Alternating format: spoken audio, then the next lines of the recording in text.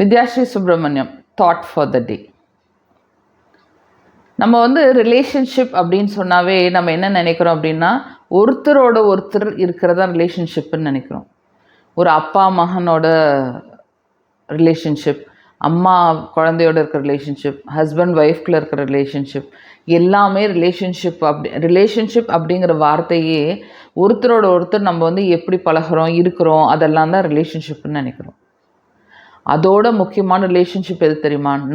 நம்மளோட இருக்கிற ரிலேஷன்ஷிப் தான் ரொம்ப ரொம்ப முக்கியம். நம்ம ஒரு ஹஸ்பண்ட் ஒய்ஃப் இருக்காங்க, அவங்க ரிலேஷன்ஷிப் எப்படி இருக்குது? பரவாயில்ல, ஒரு நாளைக்கு நல்லாயிருக்கும், ஒரு நாளைக்கு நல்லா இருக்காது. அவர் என் மேலே ரொம்ப பிரியமாக தான் இருக்கார், அவர் அந்த லேடி என் மேலே பிரியமாக தான் இருக்குது, நாங்கள் நல்லா இருக்கோம் அப்படின்னு சொல்கிறோம் இல்லையா? அதே மாதிரி நம்மளை எவ்வளோ காதலிக்கிறோம், நம்ம நம்மளோட ரிலேஷன்ஷிப் எவ்வளோ தரமாக இருக்குது அப்படின்னு சொல்லிட்டு நம்ம பார்க்க ஆரம்பிக்கணும். ஸோ நம்ம ஒரு நாள் இருக்குது, 24 மணி நேரத்தில் எத்தனை விஷயங்கள் நமக்கு பிடிச்சி செய்கிறோம், எத்தனை விஷயங்கள் மற்றவங்களுக்கோசரம் செய்யணும்னு பார்க்குறோம். First self esteem, self discipline R self respect, இந்த வார்த்தைகள் ரொம்ப ரொம்ப முக்கியமான விஷயம். எப்போ பார்த்தாலும் அவமானப்பட்டுகிட்டே இருக்கக்கூடாது. நிறையா டைம் நம்ம என்ன பண்ணணும், நம்மளோட உரிமைகளுக்கு போராடிக்கிட்டே இருக்கோம். அவங்க நமக்கு அந்த உரிமை கொடுக்கறது இல்லை. அவங்க கொடுக்கறது இல்லைங்கிற மேட்ரு கிடையாது, அவங்க கொடுக்கலைனாலும் அவங்க பின்னாடியே நம்ம போகிறோம் பாருங்கள், அங்கே தான் தப்பு பண்ணுறோம். இப்போ இந்த விஷயத்துக்கு எனக்கு ரெஸ்பெக்ட் இல்லை, இந்த விஷயத்துக்கு என்னை அவங்க மதிக்க மாட்டேங்கிறாங்க, நான் கேட்டு தான் வாங்கிட்டு இருக்கேன், எத்தனையோ வருஷம் கேட்குறோம், ஆனால் நமக்கு கிடைக்க மாட்டேங்குது அப்படிங்கிற வருத்தத்திலே நம்ம திருப்பி அதே பண்ணுறதோட, ஓகே நம்ம கேட்குறோம் கிடைக்கல, வேண்டாம், இது வேண்டாம், இது என்னோட தன்மானத்துக்கு ரொம்ப இழுக்காக இருக்குது அப்படின்னு சொல்லிட்டு நம்ம ஒதுங்கி போக ஆரம்பிக்கணும். அந்த இடத்துல நம்ம ஒரு ஸ்டாண்ட் எடுக்கணும். நமக்கு வெளியில் போகிறோம், ஒரு கல்யாணத்துக்கு போகிறோம், யாரும் நம்மளை அவமதித்து பேசுனாங்க அப்படின்னா என்ன பண்ணுவோம், அடுத்த தடவை அவங்களோட பேச மாட்டோம், அவங்கள பார்த்தாவே அவாய்ட் பண்ணுவோம். அதே மாதிரி நம்ம வாழ்க்கையில் டெய்லி நடக்கிற விஷயங்கள், சில விஷயங்கள் வீட்டில் இருக்கிற ஸ்பௌஸோ வீட்டில் இருக்கிறவங்களோ நம்மளை மதிக்கலை அப்படின்னா நம்ம ஒதுங்கி போக ஆரம்பிக்கணும். ஒதுங்கி போயிட்டு நம்மளை ஃபஸ்ட்டு காதலிக்கணும்.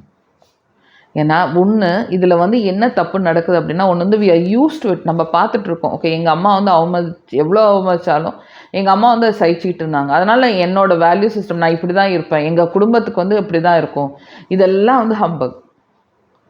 ஒருத்தவங்க உங்களை திட்டுறாங்க, ஒருத்தவங்க இதை பேசுகிறாங்க, ஒருத்தவங்க அதை பேசுகிறாங்க, இதுக்கு எல்லாம் இடம் கொடுக்குறது நம்ம தான். இது புரியாத்தணும். நம்ம என்ன பண்ணுறோம், பெரியவங்களுக்கு மதிப்பு கொடுக்கணும், மற்றவங்களுக்கு மதிப்பு கொடுக்கணும், எல்லா டைம் நம்ம எதிர்த்து பேச முடியாதுன்னு நினச்சிக்கிட்டு நம்ம உரிமையை இழந்துடுறோம், நம்மளோட செல்ஃப் ரெஸ்பெக்டை இழந்துடுறோம்.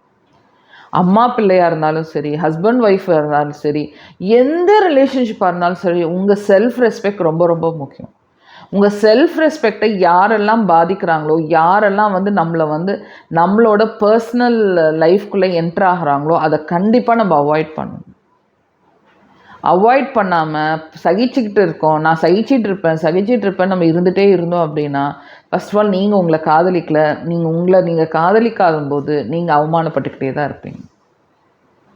ஸோ ரொம்ப ரொம்ப முக்கியம், ஃபஸ்ட்டு உங்களை நீங்கள் காதலிங்க, உங்களை நீங்களே ரசிக்க ஆரம்பிங்க, உங்களோட பெஸ்ட் குவாலிட்டிஸ் எதுன்னு பாருங்கள், உங்களோட எந்த குவாலிட்டி உங்கள் வாழ்க்கையை டிஸ்டர்ப் பண்ணுதுன்னு பாருங்கள். எதெல்லாம் டிஸ்டர்ப் பண்ணுதோ அதை தள்ளி வச்சுட்டு உங்களோட பெஸ்ட்டை மட்டும் நீங்கள் கான்சென்ட்ரேட் பண்ணிங்கன்னா ஆட்டோமேட்டிக்காக மற்றது எல்லாமே வில் ஃபால் இன் பிளேஸ்.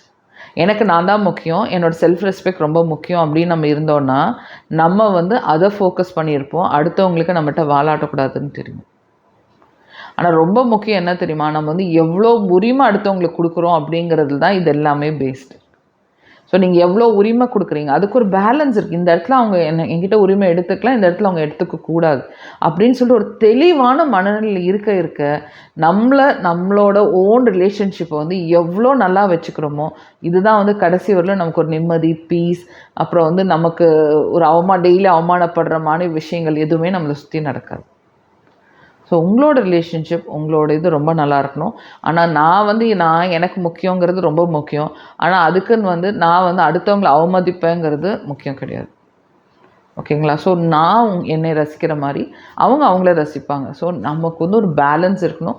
எந்த இடத்துல ஒரு கோடு இருக்குது அப்படின்னு சொல்லிட்டு நம்ம கண்டிப்பாக புரிஞ்சுக்கணும். நான் இந்த இடத்துக்கு வரமாட்டேன், நீ இந்த இடத்துக்கு வரக்கூடாது அப்படிங்கிற வாழ்க்கை தத்துவம் நீங்கள் ஃபாலோ பண்ணிங்க அப்படின்னா உங்களுக்கு என்றைக்குமே ப்ராப்ளம் வராது. அதான் சொன்னேன், இந்த பார்டர் அப்படிங்கிறது ஒரு சின்ன லைன், ஒரு சின்ன மெல்லிசாக பென்சிலில் போடுற லைன் தான். ஸோ இந்த பக்கம் இருந்தீங்க, நான் இருக்கேன், அந்த பக்கம் நீங்கள் இருங்க, நீங்கள் அங்கே இருங்க. எனக்கு நான் உங்களை தொந்தரவு பண்ணல, நீங்கள் உங்களை தொந்தரவு பண்ணல, எந்த பார்டர் பிரச்சனையும் வராது. எப்போ பார்டரை மீறுறோமோ, எப்போ வந்து அத்து மீறுறோமோ, அப்போ கண்டிப்பாக நம்மளோட வாழ்க்கையோட தரம் குறைய ஆரம்பிக்கும். ஓகேயா?